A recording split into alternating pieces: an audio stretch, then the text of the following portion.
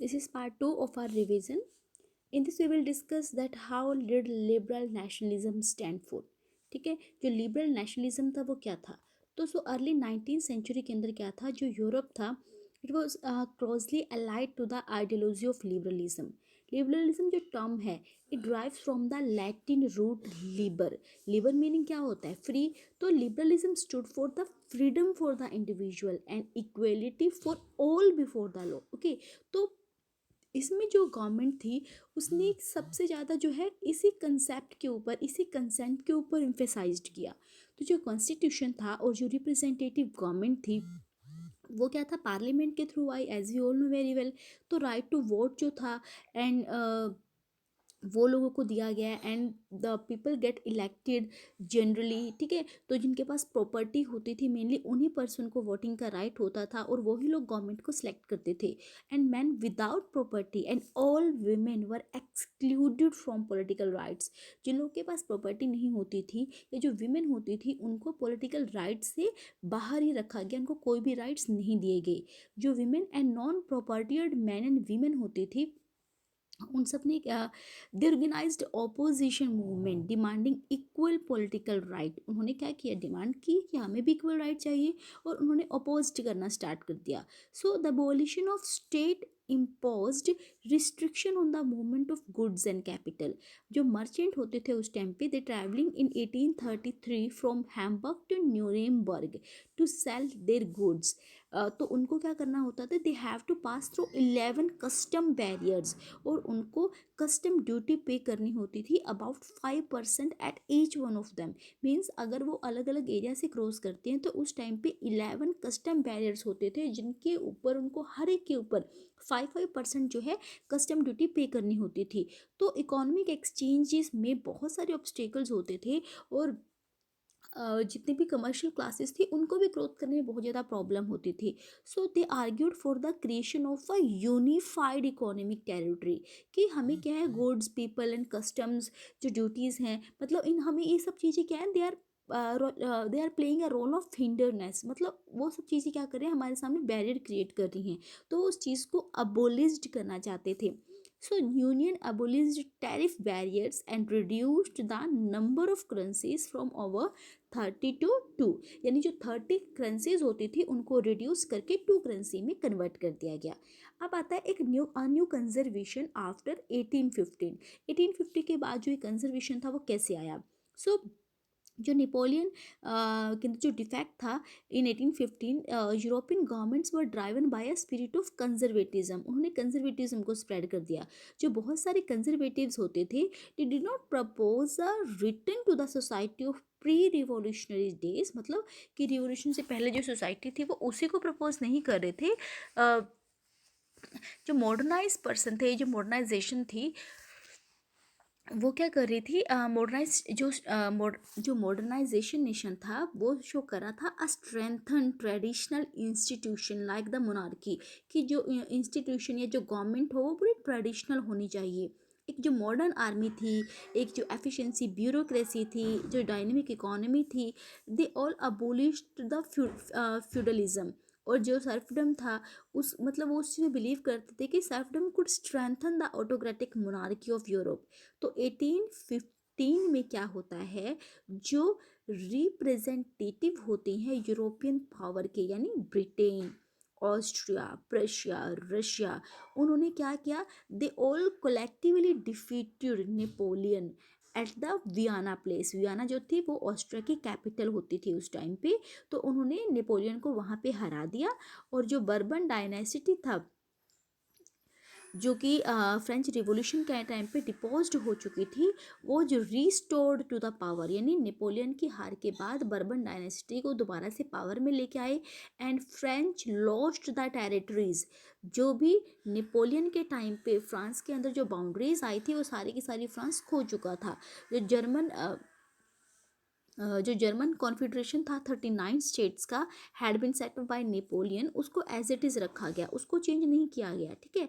और जो 1815 के अंदर जो उसको नेपोलियन को हराया था इन कंट्रीज़ ने वियना प्लेस पे, उसको बोलते हैं ट्रीटी ऑफ वियना. ठीक है, जो इम्पोर्टेंट है.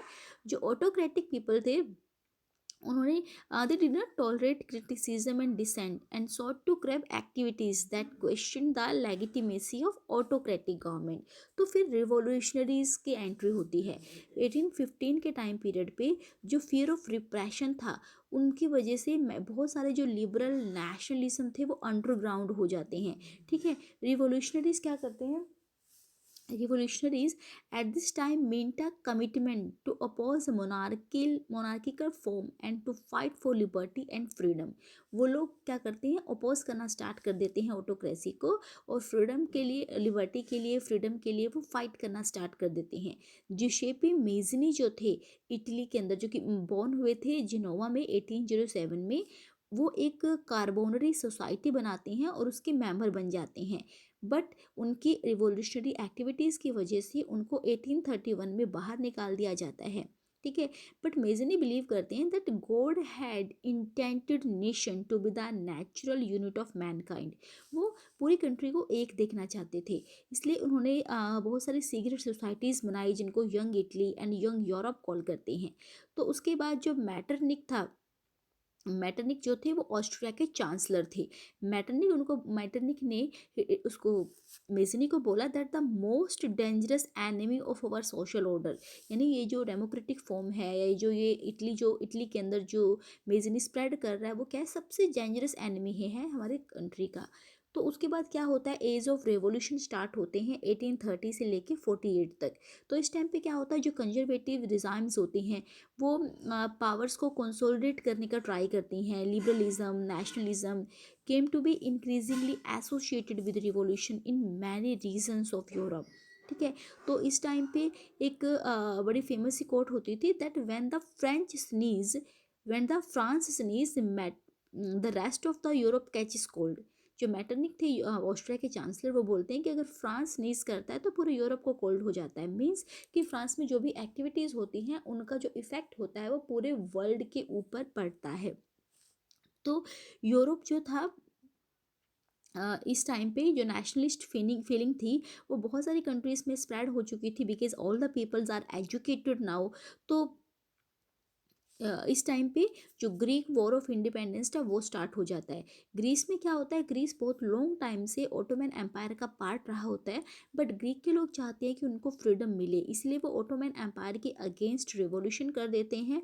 और इस टाइम पे जो है ओटोमन एम्पायर हार जाता है और उनके बीच में एक ट्रीटी साइन होती है, ट्रीटी ऑफ कॉन्स्टेंटिनोपल। ठीक है, जिसके बाद ग्रीक को इंडिपेंडेंस मिल जाती है। फिर आता है romantic imagination and national feeling. तो ये भी इम्पॉर्टेंट पार्ट है कि जो सिर्फ इन रिवॉल्यूशन से ही नेशनलिज्म का आइडिया नहीं आया, बहुत सारी ऐसी रोमांटिक इमेजिनेशन या नेशनल फीलिंग्स भी थी जिनकी वजह से जो है नेशनलिज्म की फीलिंग पूरे यूरोप में स्प्रेड हुई। तो जो डेवलपमेंट ऑफ नेशनलिज्म है वो सिर्फ वर्ड्स या टेरिटोरियल एक्सप्रेशन से ही नहीं आया था, कल्चर ने भी बहुत इंपॉर्टेंट रोल प्ले किया था नेशन के आइडिया को स्प्रेड करने में। Art and poetry, stories, music, इन सब ने भी नेशनलिस्ट फीलिंग को काफ़ी अच्छे से शेप किया।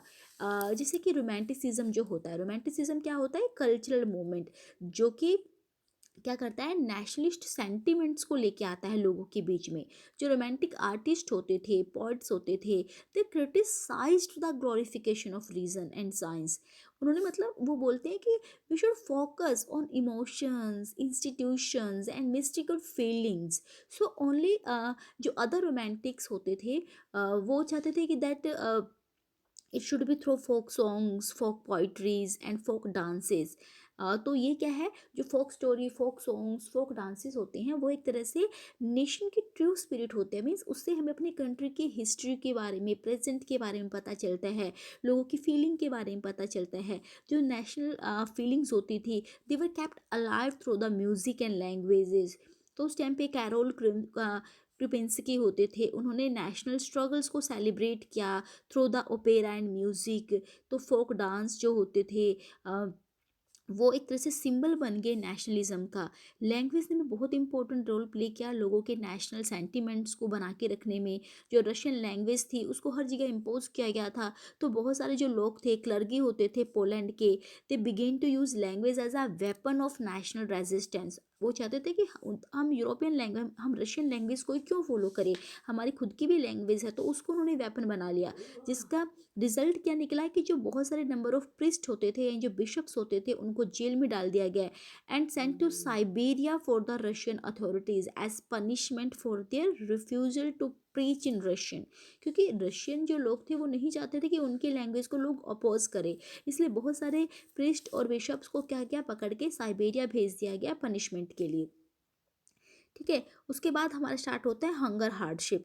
तो ये हंगर हार्डशिप और जो 1848 का जो रेवोल्यूशन है, इसको हम करेंगे अपने नेक्स्ट वीडियो लेक्चर में।